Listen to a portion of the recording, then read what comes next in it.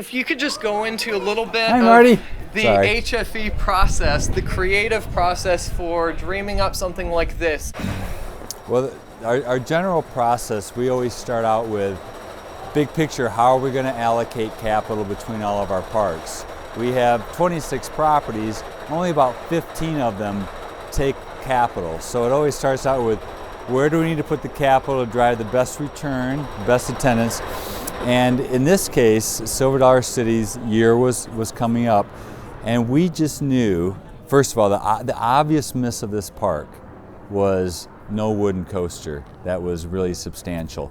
And we've always been a great park for the empty nesters, second honeymooners. We have great shows, great entertainment, we have great food, great retail, but we lagged on high performance rides, and we want to be just as good of an experience for a teenager as an empty nester here. So we knew we had a gap and we wanted to fill it. So that's how the process started. Awesome. And how does Outlaw Run fit So even in? when he's asking questions, I should look at you. Okay. Yeah. It's very Sorry hard for for the me. confusion. It's just human nature. How does Outlaw Run fit into HFE's vision? Well, Outlaw Run fits into our vision because from a big picture standpoint, what we're all about is creating memories worth repeating. That's what we do every day. Why we do it is to bring families closer together. So everything we do, we think through how are we going to be satisfying a multi-generational family that wants to come here as a family and enjoy hopefully the best day of their year. And to get that art designed correctly, we have to have something for everybody, and we had that gap we felt we needed to fill, and Outlaw Run filled it in a variety of ways. But big picture, that's what we're trying to accomplish. In terms of investing $10 million, I'm sure a lot of people would consider that a huge risk. How high were the stakes for something like this, and what was the risk involved here? Yep. This was a very risky investment for us. This technology has never been used on an all-new ride. It had been used on some redos in the industry, but one of the most gratifying things today of being here is that I remember 3 years ago where we sat in that room and we said, are we going to take the kind of risk to do all new technology, never been done before, at our kind of smaller company? And the fact that we did it and it's worked out really well, I can tell it's going to because it's a dynamic ride. I know the turnstiles are going to turn. It's a very, very gratifying day because it's a big rest for us. And the fact that Hershey Entertainment really has done 2 groundbreaking rides in a row. Last year at Dollywood, we did Wild Eagle, which is the first winged coaster installed in the United States. And now we're doing the first double barrel roll, the steepest drop on a wooden coaster. I'm very excited about it. We don't have to be an innovation leader to do really well, but it's really gratifying when we are. How do you know that Outlaw Run's a success? I will know Outlaw Run's success based on the turnstiles. We put $10 million in. Our bogey is we like to get about a 20% return on our investment, so we're hoping to get $2 million in incremental EBITDA on whatever we did last year to pay for it. And I think we'll do that. I can tell already just by riding it and the response. You can tell. The enthusiasts are screaming when they get off it. They're not quiet. It grips you from the moment you get on. I think the metrics will take care of themselves. But even if they didn't, I still think we've done the right thing for the park because we've taken the park to a different level, but I'm sure they're going to pay off. Now, you mentioned your experience on it. Would you mind going into a little detail on that first experience, actually getting to ride this ride after all the years of planning? It's a very surreal feeling because it never gets old. All the planning that goes into it, and all the review meetings, and all the decisions you had to make along the way, and the cost cuts in some areas and adding money in others. There's just a lot that goes into it. So when you get here and you're sitting in that car, there's so much anticipation. But you go up and it's clicking, and even though I knew what was going to come, because I had seen it, I've seen it designed, I've seen the camera on the cars when they were just water dummies, There's nothing like going down that first time, and it's an incredible thrill, and it really does grip you. You go down that 81-degree drop, and the most amazing thing about the ride to me is the middle, which I wasn't sure how great it was going to be, is even better than I expected. When you do the 153-degree turn out, and then you come right back. I actually thought that was even more thrilling than the double barrel roll at the end, maybe because I knew the double barrel roll was coming. But it's just an incredible ride. How does Outlaw Run transform the wooden roller coaster as we know it? How is it a game changer? It's a game changer from a technology standpoint because the engineering specs and the standards are so tight. The tolerances are tight. The way it's prefabbed in the factory, and the 6 layers of wood, and on the side beams of the track are cut in the factory, and then as opposed to being bent, which is the case in a lot of the metal coasters. So the metal has less tolerance for movement, and is pre-engineered, so it's very tight to the wheel, and then they fill it with concrete once it's installed here. So I'm sure Fred can tell you more detail about that, but the result for me as at my knowledge level, it's a very tight ride. It's incredibly smooth. You're going at a high rate of speed that usually, even a new wooden coaster, you'd be shaking a lot more than you're shaking. So it's very tight, very smooth, and then over time, the maintenance costs will be lower because the tolerances are tighter and it won't shake and rattle so much over time. So I'm excited for Fred and his company. He's a great human being. Part of investing in innovation is the partner you're working with, and we trusted Fred, believed what he said, and he did say what he said what he was going to do, and he did it. And so we're very proud of him. I want to ask you about that for a second. How we were listening to your book on the way over here, and how your values actually are a big part. They determine your actions. Your values determine your actions. And how does that play in when you choose a partner like this to work with? How is that involved in the decision-making process? Or is that just a business decision, or is that a values decision as well? It's a great question. The values we have as a company definitely play a role in who we work with as a supplier. Every time we've gone away from that and just done it based on strictly the numbers, even when our gut told us they weren't as good a people, we've usually regretted that decision. Now, we're not going to greatly overpay if just because they're quote unquote fit our values better, but it's an important part of the decision-making in the whole process, because it's not just a one-time investment. When things go wrong, you got to call them, they got to come back. Are they people of integrity who are going to do what they say they're going to do and follow up? And we've been burned just like every other business, and you just find over time the integrity of the leader of the company you're working with is much more important than whether they're 3% different than the next closest vendor. So it's very important. It's a good question. How does this ride carry on the legacy that the Hershens founded here back in 1960 for Silver Dollar City? We always hope to carry on the legacy that Jack and Pete put into place. It's a huge challenge, and probably the thing that intimidates me the most as the leader. Jack and Pete have done such a great job building a very unique property, and we don't want to hurt that uniqueness. In the same regard, the park was so good for empty nesters and second honeymooners, we really needed to expand its appeal to the teenager and the young child. And so when we do those, we do them in a way that's heavily themed, but also back parts of the park so we don't destroy the integrity and the feel of the central Silver Dollar City Village. And from that way, I think we've enhanced what they started here, and we haven't taken away from it. What sold you on this being the perfect ride for this park? When the idea was pitched to you, you said in that meeting 3 years ago, what was it specifically about it that just said, this is it, this is what we need to do? Well, we were looking at a lot of different options. It wasn't just Rocky Mountain coasters.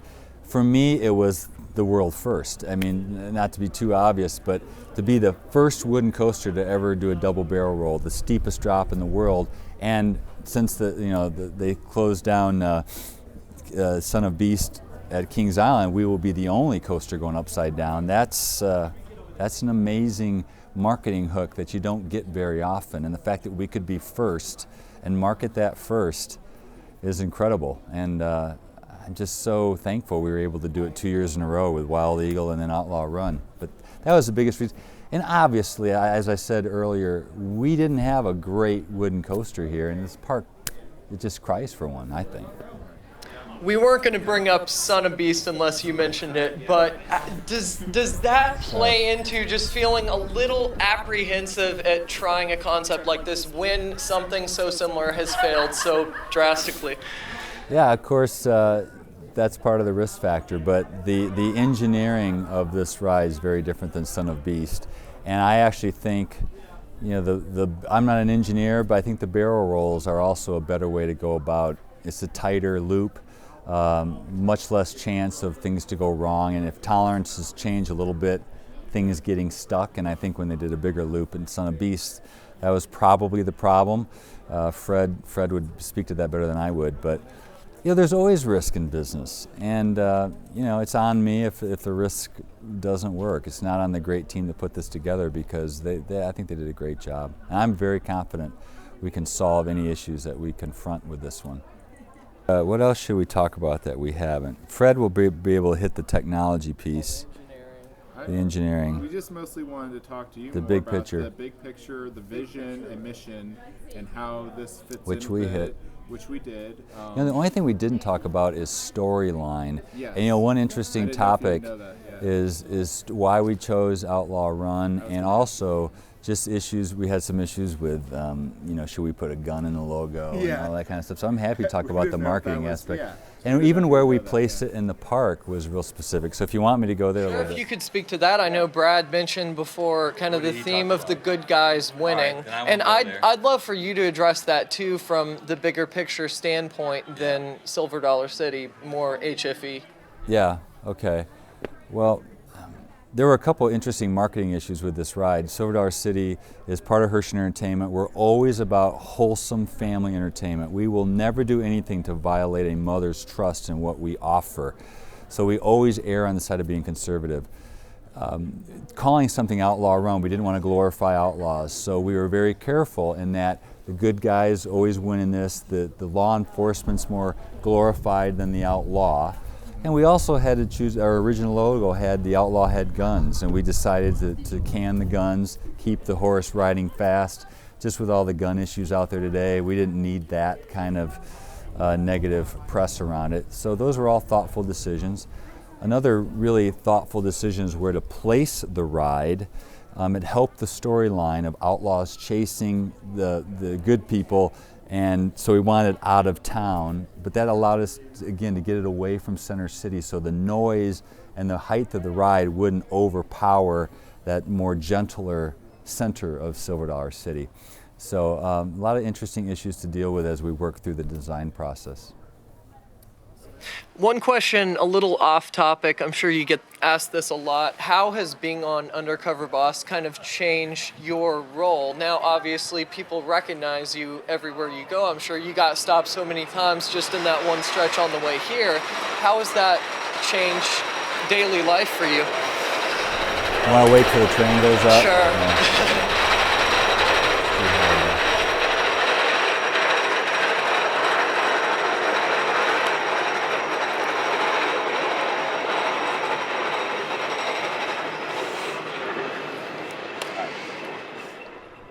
The Undercover Boss experience was a fantastic experience. Personally, it changed my life a little bit because I was more recognized for whatever that's not necessarily a good thing. I'm an introvert, so I don't necessarily love that. But what the great thing about it is it inspired me because of the outcry of positives about our culture. It caused me to write the book, and the book has taken what Jack and Pete have taught me here about how to lead in a caring fashion, lead with love, and allowed me to help teach others to do it. Because coming from the auto industry, I had never been shown that. And I think it's a great way to lead. And I think other leaders, really, people who care, want to lead that way. and they want permission to know it's okay to lead that way, and you can still lead a financially successful enterprise doing that. So from a big picture standpoint, Undercover Boss has been a real blessing, and I'm really, really glad I made the decision to do it. Excellent. And then for the aspiring CEO, like the Albert that we saw in Undercover Boss, the Albert type who wants to get into that role one day, what advice would you tell that type of person? Because I know there's plenty of them on Daniel's website who just directed it to me, because I was going to address that with you in a second, but maybe. So what if you want to be a CEO of an entertainment company? I'm growing from one website to a family of websites that covers not just coasters, but theme parks in general, water parks, haunts, and anything and everything in the theme park industry, and it's becoming more like a CEO than a president, than just a president or something. And the like operating decisions, yeah. Well, my advice on being a CEO is, first of all, be passionate about what you're doing, because you can only do great work when you're passionate, but you clearly are passionate about what you do. But a lot of people aspire to certain roles, and they're either not built for it, or they're not wired for it, or they're not passionate about it. And so I would kind of be careful what you wish for, make sure you're wired for it. Everybody's not a leader. They say it's lonely at the top. It really is, because all the tough decisions are coming to you. There's no one else to go to. And it takes a unique type of leadership to battle through all that. And the other advice I give is the quote unquote higher you get up, the more you have to trust people. The less you can micromanage. You have to let them make mistakes and choose when to get involved. And the choice I make is I always just ask the question, what's the worst case scenario here, and can I live with it or not? And if I can't, it's catastrophic to the company or the product, I'll inject myself if I think it's headed in the wrong direction. If I can live with it and the error is not going to cost us that much, I let it go, because people have to learn to make mistakes. They do things in different ways. And I think as a CEO, you have to learn to choose your spots of when you get engaged and when you don't. I just throw this out. I know I'm not the one being interviewed. My big question always when people come to me is, how does this accomplish our mission or vision? And that's the first question I ask them. And it's like, why do you always ask me that? And it's like, because that is the important thing. Our values and our vision are the important thing. That's great. See, I've learned from you. I don't ask that enough probably, but that's a great thing to do. Because while it's a good idea, if it's just adding it on over here to the side just to make us bigger, and it doesn't accomplish what we've set out to our very goals, good. That's very good. And that's kind of what we wanted to ask you. How does this accomplish your goals that you set out? Well, as I said, this definitely helps us bring families closer together, and creates a memory worth repeating. In the end of the day, and that's a very good point you make, because a lot of our decisions sometimes are now becoming, since we've been around for so long, what do we take away? Mm-hmm. Because you can't just keep adding because of the costs, and so we have to use an eraser too. And choosing what to take away to keep the balance with the family right, those are important decisions too. Because as you know, choosing what to do and not to do, those are the toughest questions. There's a lot of a lot of ideas out there. But that's a great. I've learned from you on that. That's a great question to ask. I've really looked forward to meeting you on this trip, and I think I'll wrap up here. But it was a few years ago that Devin and I just decided, no matter what, the money is not the intention. The money will come if we make the right decisions and lead correctly. And we're both Christians, and we decided we are Christians first, and God and the Bible tell us how we are going to run our business. And we just decided that was the way it's going to be. We may not even call ourselves a Christian company, but the center of our worldview is going to be this. Well, that's really encouraging. This is how we respond. We do everything we do to bring honor and glory to God, and that is number one for every administrative decision that we make. Is this honoring to God? Yes or no? And that's sort of an unwritten vision thing. And then number two is this family friendly? Does this promote a family friendly environment that encourages discussion about so and so and so? If not, we have no business doing it, because that's what we told our community, that's what our community is here. That's interesting you mentioned that, and I wasn't sure if I should go there as we're talking, but We have 3 shareholder objectives, even bigger picture than from our mission and our vision. Right. The three shareholder objectives are: we want to be a great place to work for great people.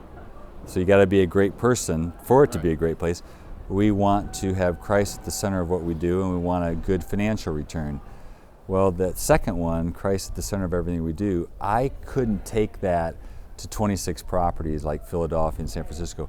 I had to figure out a different way to communicate it, because not everybody's a Christian, and we aren't a Christian company. We're a company founded and operated in Christian principles. So that's why we took the 7 words of love and made that our leadership philosophy. That's how we reflected the teachings of Jesus, because his number 1 commandment was love God and love others. He said, you boil it all down, that's the 1 commandment. Well, how are we going to be pleasing to him? We're going to be pleasing by loving God and loving others. And so that's why it's the basis to our whole philosophy. So when you ask, is it important? It's really important, especially important with how we treat our customers and how we treat our employees, so that they'll treat the customer the right way. You will not be a senior leader in this company if you don't do both hit your financial targets and hit what we call our do goals, and hit your be goals, which is what kind of person do I want to be? And that's a person that is loving. Now, we don't require you to believe a certain way, but if you don't behave that way, you won't be working here. And It's the same way for us. yeah, I mean, we're a lot smaller, but it's the same way for us. We had those issues, and there are people that refuse to be at what we said we were going to be. And doesn't matter what size you are. I don't care how talented you are, how smart you are, if you refuse to reflect the values. Yeah, if you're and vision arrogant and you don't treat our customers right, and they complain about that, then that's good for you. That's not what we want, and so Yeah, size doesn't matter. If you have 2 or more people, you will start having those issues. Yes. Just because we have 10,000, it just means a lot more issues. It's just really encouraging to hear somebody, like you said, when you were at Liberty, it's just really encouraging to have somebody say, you have permission to talk about this. You can come out and you can say Talk this. about how you treat other people. Right, and how that is what makes us, I feel, distinctively different, and it's what makes you distinctively different and makes your company distinctively different. Yep. Is that there are lots of other people that do the same thing, but they don't do it in the same way. Right. That. And isn't it funny, as a result, when you go to the parks, they feel differently. And, and sometimes you can't explain why. But, I have tons of letters, dozens of letters from customers who say, we're the friendliest park they've ever been to, including Disney. And I love Disney, and they're a great company, and no one does it better, all in all. But to get those kind of compliments that we're at the par of them when we spend a fraction of what they spend, just says the quality of our people, not our attractions. The customer can tell. Sometimes they're like, I feel like I'm just being pushed through because they want to meet their quotas on ride count, or they want me to they just want my money, or sometimes they just say that it's the rudest people there and they don't act like they want to be there. And I've never heard that about anyone from any of your parks. I just want to let you know that. I appreciate that. We certainly make mistakes, and you get a hot 25,000 person day here, and we make mistakes, but hopefully they're few and far between. I mean, our friendliness scores, we track it at every park, and we have some parks at 99% top box friendly, meaning the customers are giving us 4 out of 4 on friendliness, which of course supports the, kindness is one of our words of love, and that's friendliness and encouragement. So it's pretty amazing, and it happens with a lot of good leadership, starting with Jack and Pete from all those years ago.